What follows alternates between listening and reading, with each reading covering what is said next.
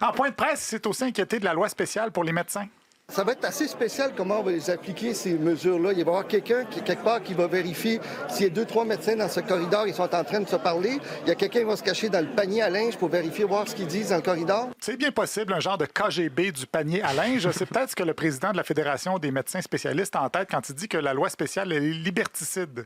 Il les oblige à travailler en sol québécois. La seule autre juridiction qui a ça en Amérique du Nord, c'est même pas en Amérique du Nord, c'est en Amérique, c'est à Cuba. Est-ce que vous réalisez ce à quoi on fait face? C'est un gouvernement soviétique. Oui, c'est pas juste la loi qui est soviétique, c'est le gouvernement au complet. Il est par la suite allé s'expliquer à Sébastien Bovet, qui est un petit peu perplexe. Petit montage. Vraiment? C'est du soviétique, ce que le gouvernement vous sert aujourd'hui? Bien, écoutez, ils nous traitent comme des bandits, dans le fond. Le gouvernement... Et en quoi c'est soviétique? Bien, parce que... En quoi c'est soviétique de demander à des médecins d'en faire plus? Parce que, d'une part, les jeunes médecins vont être contraints de travailler en sol québécois.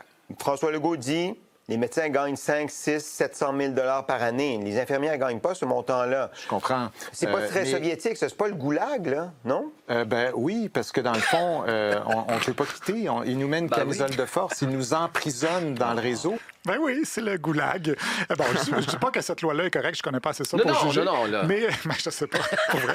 Je sais pas. Mais j'ai quand même un petit peu l'impression que les gens se rendaient pas en BMW au goulag. Il n'est pas le seul à penser ça. Par contre, certains observateurs sont d'accord, surtout les anciens médecins comme Gaétan Barrette, Yves Bolduc et Amir Kadir.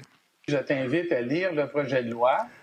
Il y a des mots là-dedans qui sont dignes de l'Union soviétique, là. Le projet de loi, moi je suis d'accord avec le Dr. Oliva, là, c'est un projet de loi soviétique. C'est un mélange de Poutine et Trump, enfin de Trump. C'est une dérive qui est autoritaire. Trump et Poutine, c'est pas exactement le soviétisme, c'est l'autoritarisme.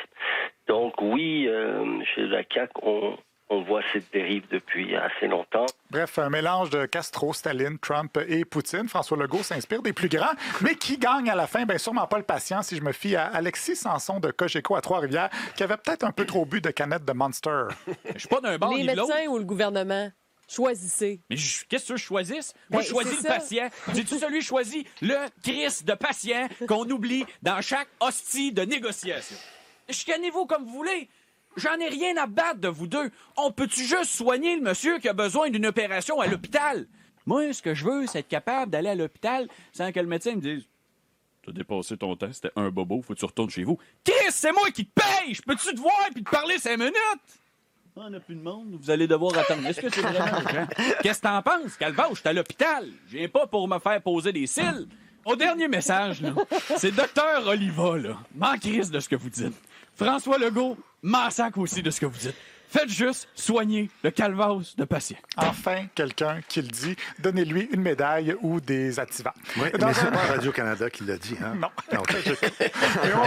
On l'a entendu à Radio-Canada quand même.